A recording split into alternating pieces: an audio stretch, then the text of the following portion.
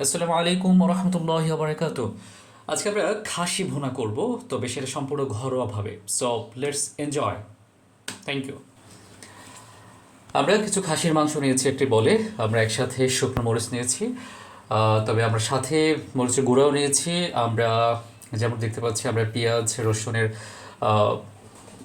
Blend করে নিয়েছি। পেঁয়াজ রসুন আমরা আমরা জিরা ধনিয়া এর গুঁড়ো নিয়েছি, আমরা লবণ নিয়েছি, আমরা পেঁয়াজ নিয়েছি। পেঁয়াজ একটু পর আমরা ব্লেন্ড করবো বিধায় সেরকম কাটা হয়নি। আমরা ফ্রেশ পানি নিয়েছি। আমরা নিয়েছি কিছুটা একটা জারে, ছোট্ট একটা জারে আমরা সয়াবিন তেল নিয়েছি। আমরা এখন ডেফিনেটলি আমরা আমাদের সেই পেঁয়াজ কেটে রাখা সেটাকে আমরা ব্লেন্ড করবো। তবে হ্যাঁ, আমাদের যে শুকনো মরিচ ছিল, ওই শুকনো মরিচ সাথে কিছুটা গরম মশলা দিয়ে একটু লবণ দিয়ে আমরা আমরা পেঁয়াজটাকে ব্লেন্ড করব। তো ব্লেন্ড করে যেটা করব আমরা আমরা আমরা সেখান থেকে কিছুটা মশলা এনে আমরা সামান্য পরিমাণ সরষের তেল এনে আমরা আমাদের খাসির মাংসকে একটু একটু মাখাবো। যেহেতু আমরা ভাজবো, আমরা না ভেজেও পারতাম। সো আমরা চাই একটু ডিফারেন্ট স্বাদটা আসুক।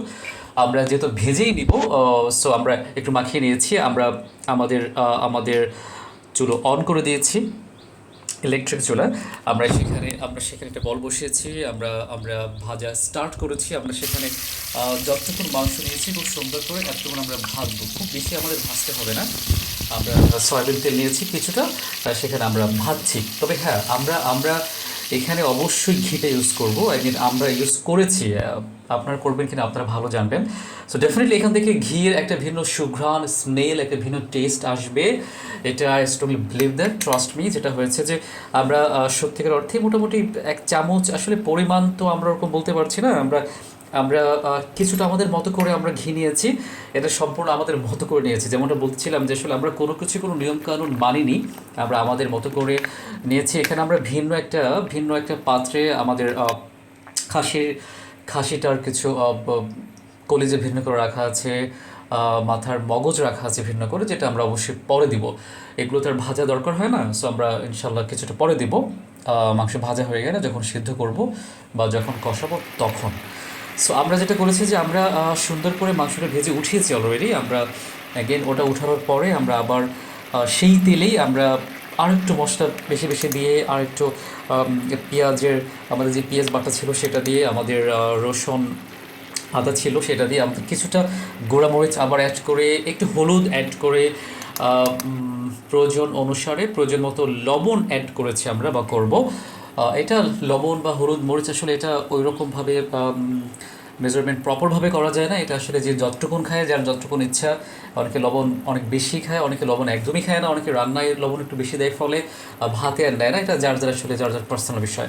সো আমরা দেখতে পাচ্ছি যে আমরা খুব সুন্দর করে মাংস ভেজে উঠিয়েছি। খুব একটা ভাজা হয়েছে তাও না, মিডিয়াম আছে আমরা ভেজেছি।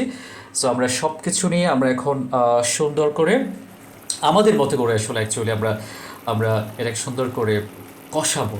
যে মশলাটা আমাদের হয়েছে আমরা খুব সুন্দর করে কষাচ্ছি। এবং এটা অফকোর্স, এটা রিমেম্বার ইউ ওয়ান থিং, এটা এটা এটা এটা এটা অবশ্যই ভালো করে কষাতে হবে। যেটা আসলে আমাদের গ্রাম অঞ্চল বা আমাদের শহরের মা বোনরা যেভাবে রান্না করে, আসলে আমরা ঘরও রান্না করছি, তো আমরা একটু পানি দিয়ে নিচ্ছি।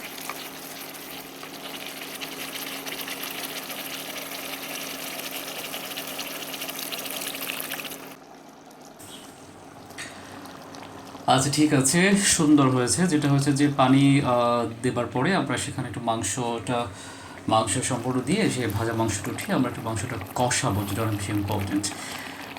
আমরা জানি যে আমাদের বিফ হোক, মাটন হোক, ইভেন চিকেন হোক, যত বেশি কষানো হয়, যত বেশি সুন্দর করে কষানো যায় মশলা দিয়ে, অত বেশি আসলে এটা অনেক খেতে ভালো লাগে। সো আমরা আমরা সেটা কষাচ্ছি। তো আমরা দেখতে পাচ্ছি যে আমাদের আবার কিছু রয়ে গেছে। আমরা যেমনটা আগেও বলেছিলাম যে আমরা মাংসটি কষিয়ে এরপরে আমাদের খাসির যে কলিজা আছে বা মগজ আছে এটা আমরা পরে দেব। তো আমরা কিন্তু বেশ কয়েকবার, মেবি 3বারের মতো আমরা কষিয়েছি। আমরা কিছু এখন পানি দিচ্ছি, যেহেতু আমরা এখন সিদ্ধ করব। আমাদের মাংস ভাজা হয়ে গেছে, মাংস আমাদের কষানো হয়ে গেছে। এখন আমরা শেষবারের মতো পানি আমাদের মতো করে দিয়েছি যে কতটুকু আমরা পানি রাখবো বা আদৌ আমরা ঝোল রাখবো কিনা, নাকি আমরা একদম ভুনা করে ফেলবো, সেটা আসলে এটা যার ভেরি পার্সোনাল থিং। এটা আসলে একটা আপেক্ষিক বিষয়। এটা আসলে যার যেমনটি ইচ্ছে খেতে। সো আমাদের ইচ্ছে করেছিল যে আমরা মোটামুটি ভুনা করব, একদম বেশি ঝোল আমরা একদম রাখবো না। সো আমরা সেই অনুযায়ী পানি দিয়েছিলাম। আমরা মৃদু আছে চুলোটা, মোটামুটিভাবে চুলাটা একটা মিডিয়াম আছে আমরা রেখেছি। আমরা সেখানে আমাদের মতো করে যতটুকুন ভিন্ন করে রাখা ছিল সেই মগজ কলেজা আমরা দিয়ে দিয়েছি সুন্দর করে। আমরা আবার ঠিকঠাকভাবে আমরা ঢেকে রেখেছি। আমরা মাঝখানে উঠিয়ে 2-3 বার চেক করেছিলাম, এটা আসলে করাটা উচিত। মাঝখানে চেক করেছিলাম যে আসলে এটা কতটুকুন সিদ্ধ হয়েছে, বা এক্ষেত্রে আরও কোনো কিছু লবণ বা আদার্স কোনো কিছু লাগবে কি না। সো আমরা এটা কয়েকবার চেক করেছি, হয়তো এটা ভিডিও অনেক লম্বা হবে বিধায় আসলে অনেক কিছু এখানে অ্যাড করা হয়নি। সো আমরা দীর্ঘ মেবি আমরা 4-5 বার চেক করেছি এরকম কিছু, যে আসলে সব ঠিক আছে কিনা। সো দেখলাম যে আমরা মাঝখানে বারবার দেখেছি, আমরা যতবার ঢাকনা খুলেছি আমরা আসলে দেখেছিলাম কিন্তু যে আসলে ঘির যে একটা স্মেল একটা, সেই স্মেলটা খুব সুন্দর করে ছড়াচ্ছে। সো আমরা এভাবে বেশ কিছুক্ষণ রান্না করেছি। যখন ঝোল একদম টেনে গিয়েছে তখন আমরা সুন্দর করে আস্তে আস্তে করে উঠিয়েছি, চুলোটা অফ করে দিয়েছি। দেন আমরা একটা একটা সুন্দর একটা বলে এটাকে নামিয়ে নিয়েছি। দেখলাম এটা দেখতে খুব সুন্দর লাগে। আসলে ক্যামেরায় এতটা ভালো লাগবে না, বিকজ আসলে রাতের আলো, তাছাড়া ঘরের মধ্যে, সো আসলে লাইটিংটা এরকম ভালো হচ্ছে না। তবে ট্রাস্ট মি, স্বাদটি ছিল অতুলনীয়। যদি এটা আসলে এর সাথে গরম ভাত থাকে, খাসি ভুনা গরম ভাত সাথে একটু লেবু, ট্রাস্ট মি এটা এটা এটা ফ্যান্টাস্টিক ম্যাজেস্টিক একটা টেস্ট হয়েছে। সো